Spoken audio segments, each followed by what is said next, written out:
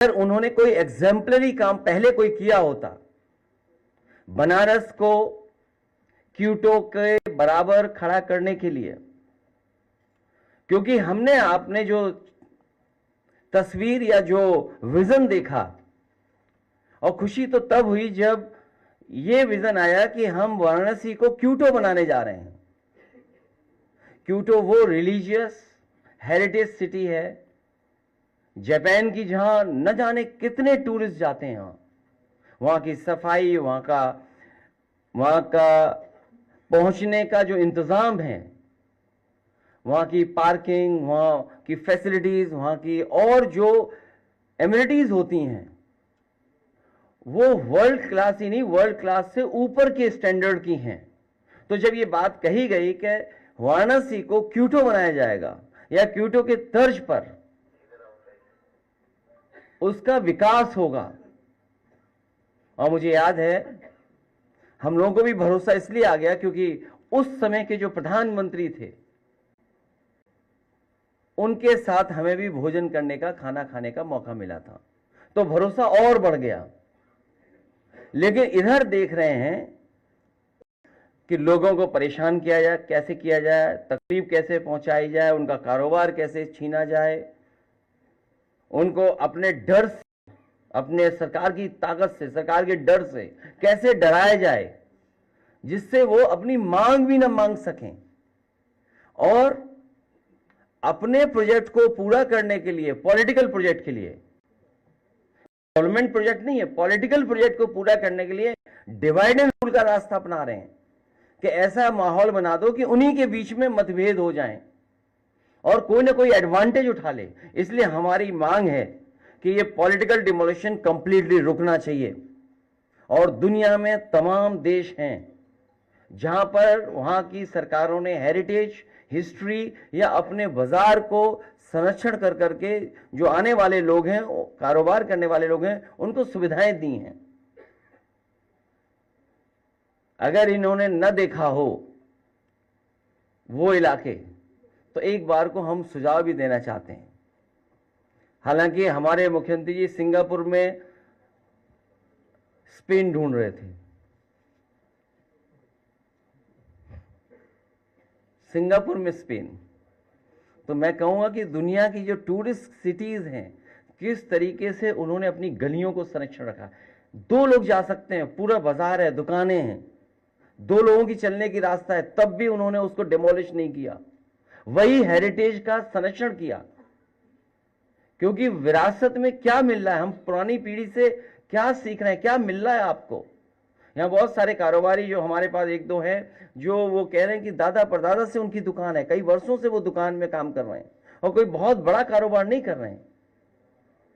मुझे याद है किसी साथी ने यह भी बताया कि पुरानी जो दुकानें हमारी थीं, उस समय सरकार ने जो आश्वासन दिया था कि उनके लिए रास्ता दिया जाएगा, लेकिन रास्ता नहीं दिया गया इससे पहले जो जहां डिमोलिशन हुआ था। इसलिए भाजपा दाल मंडी वालों को दाल की तरह दले नहीं। दाल मंडी वाले हमारे कारोबारी व्यापारियों को उन्हें सम्मान दें, उनका संरक्षण दें। आप मुआवजे में दूसरी दुकान तो दे सकते हैं, लेकिन बाजार कैसे दोगे आप? और जो लोग तैयार ही नहीं हैं, तो आप उनको जबरदस्ती क्यों छीनना चाहते हैं? आप दुकान दे दोगे, ग्राहक कैसे दोगे? दाल मंडी कोई एक दिन में नहीं बनी है, न जाने कितने वर्षों से लोग वहां कारोबार कर रहे हैं। तो दुकान देने की तो बात करो, लेकिन ग्राहक कैसे आप दोगे? और एक दुकान बनाने में पीढ़ी जमाने लग जाते हैं। एक दुकान को जमाने में जमाने लग जाते हैं और ये चाहते हैं उसको तोड़ हटा दें, और एक पल में ये तोड़ना चाहते हैं।